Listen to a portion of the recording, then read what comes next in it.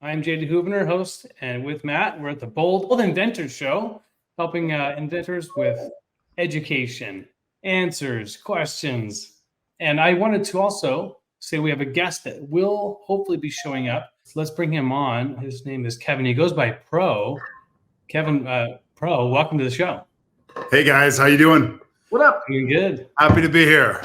Where are you from? Based in Denver. Well, I was born in Denver, and I am currently residing in Denver. Love it. The idea here is to share some stories. And so you're the first, I think, in a long time, vendors that we're bringing on that are not clients of ours. So it'd be kind of fun to hear your story about Octa. And if those that don't know, Kevin is the founder of Octa, octa.com. Love to hear your story about how you got started, where you've been, and what you're up to now. Basically, I'm a background in graphic design. I'm an artist. I love products. I love industrial design. I love all different aspects of design, from from paintings to art installations to products that we use every day. I've always admired the world's creative ingenuity and how we move through it every day and explore it. So I started designing jewelry in 2007 and was working in Indonesia and Bali with silversmiths and built a whole inventory system to track all of our different designs, and came back and went through the whole sales process in that business. And that kind of got my feet wet in that design cycle of going from a design, sketching something out or modeling on the computer, to working with the factories, the manufacturers, and the artisans in Bali to bring the ideas to life. And that was incredibly rewarding and exciting to see and learn about all these different silversmithing processes. And the artisans in Bali are just mind-blowingly talented and can make anything. So it was fun to try to challenge them to see if they could actually do some of these wild designs I was coming up with. And there was nothing I could throw at them that they couldn't just render into reality. It was incredible. And while that was really satisfying, I was also getting deeper into multimedia arts and doing visuals at events and concerts and parties, and where I'm the VJ doing the visuals on the screen. And the iPad was getting ready to come out, and I was just so excited about the possibilities of how that could be used in this context of a touch screen. And I've always been an Apple guy.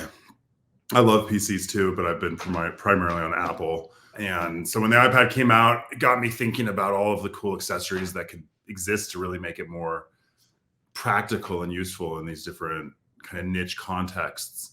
And so started out on the design journey and kind of shifted from jewelry into working with my girlfriend at the time, who's now my wife, to establish Octa, what became Octa. And we went through the whole, from nothing to something, and just had never worked in China, never worked with real kind of scale manufacturing techniques, to fully building out a supply chain and setting up a distribution system and shipping worldwide.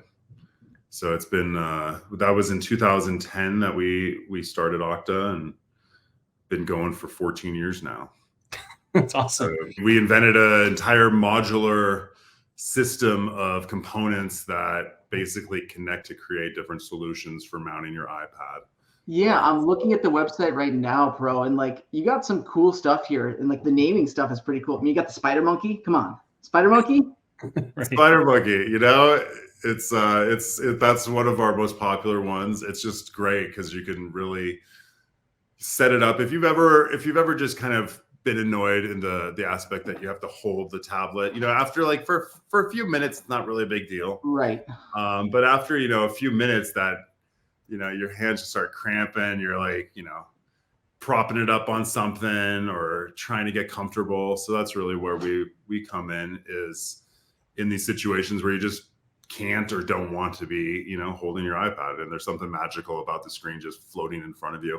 The spider monkey is so popular just because it's hands-free use in bed, or I was gonna say, man, I read for a couple hours every night before bed, and You get tired of holding it like this all the time, right? So Yeah, oh, it's is brutal. great. Or you're propping it up on some pillows, Uh-huh. or you just got it kind of on your chest, and Uh-huh. then you're like, And all you're right, always, maybe every 10 minutes you put rotate. my hand like this and put it on top of my hand. That'll And help. Matt, your triceps are just huge, right? Yeah, they're just Yeah. real swole. It's a good workout, So the spider monkey is great because it's just, you just uncoil it real quick, clamp it in, and bang, your iPad's just kind of floating there. But then it also coils up into a small stand. It's small enough you could take it on a plane. Without the tail part attached to it, it also works as a great handle, and just Cool. gives you a good handle to get a grip on your tablet if you're either just moving around the house or whatever situation requires you walking around with it. And then we have different kinds of handles that can connect into that are actually handles. But yeah, so it turned into this whole modular system, because as we started discovery and really moving through the design process, there wasn't one solution that really could solve all these different use cases of what a tablet can be, and what it ultimately just a terminal that's at your fingertips. What is this portal? What's possible when it's available to be kind of just wherever you need it to be. I ended up clamping it to my easel a lot, when I'm working on paintings. It's great for, reference material for studios of any form, musicians, artists. It's great just to clamp it to your desk, or, so we have different clamps that we've come up with. We have different weighted bases, and there's a lot of different attachments for pretty much any setup. Okay. You're right. We could spend several hours on this. I want to focus on a couple spots, one spot at the beginning and one kind of at the end, if you will. Were you the inventor that, hey, let me just gobble up and go spend a bunch of money on patents first and then go to market? Were you a go to market first, find some successes, let's protect what works well? Walk me through that early adventure if you did go down that route at all.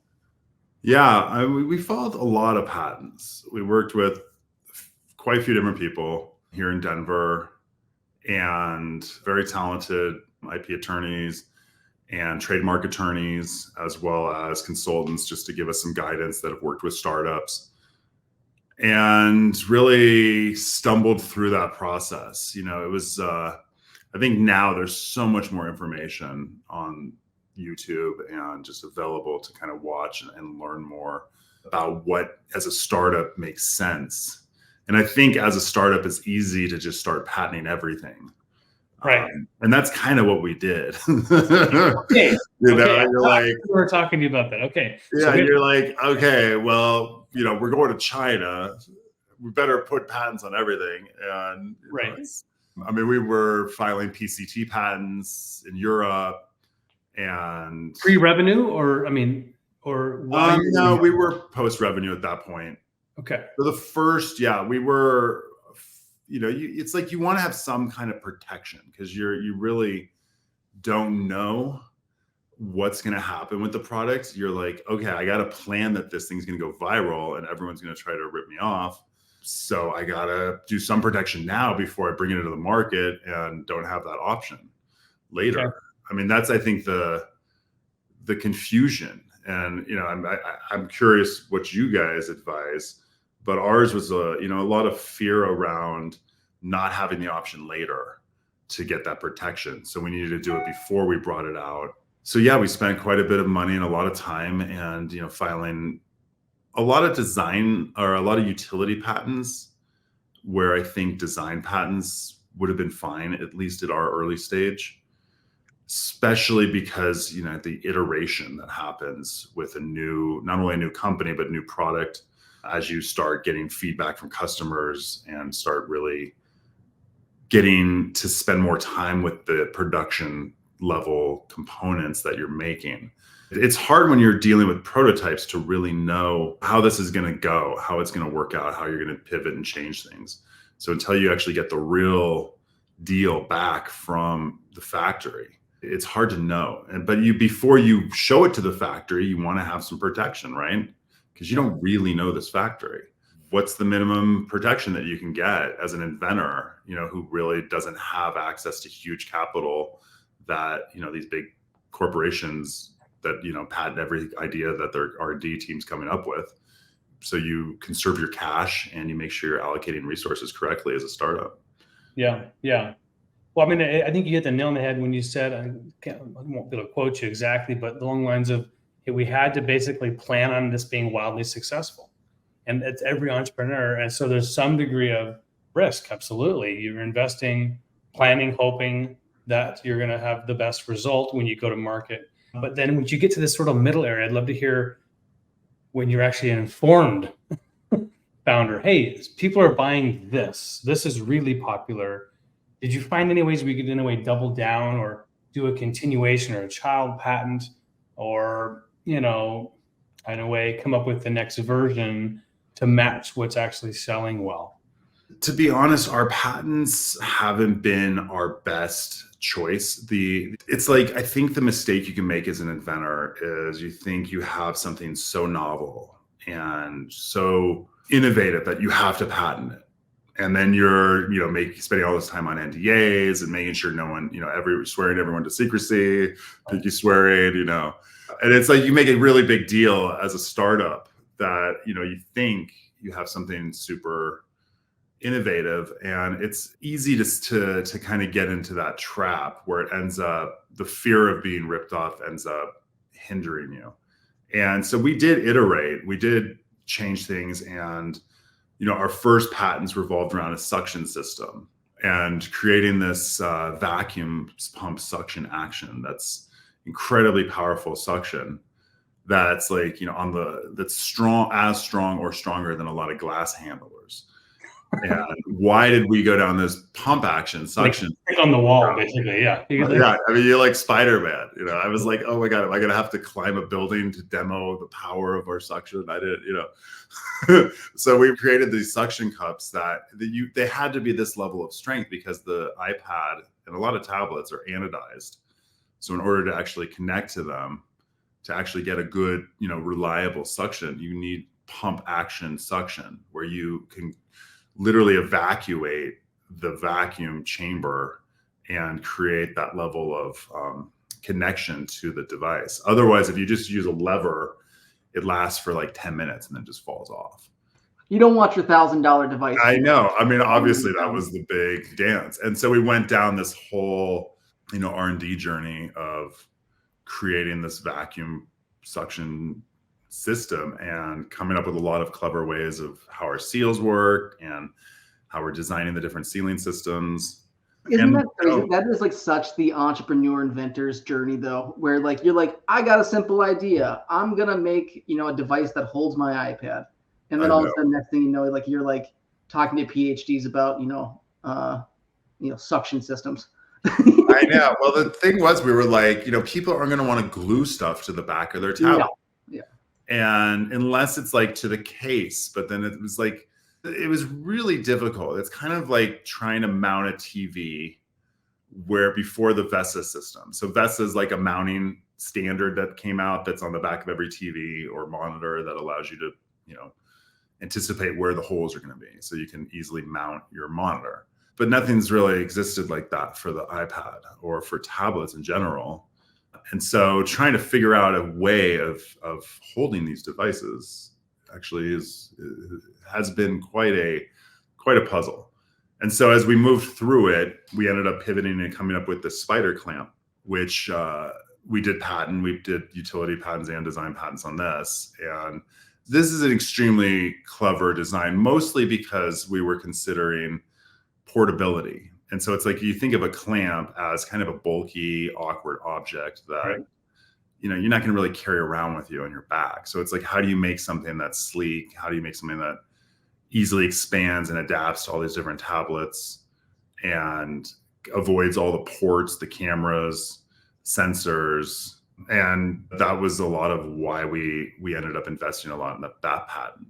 So that was a pivot, from the first attempt. And I think ultimately that was a much better method of holding the device. It still has its challenges with, there's just so many versions of devices and, what a tablet thickness or whether you have a case on it, whatever it is, especially as the manufacturers change things, it's constantly an iterative process.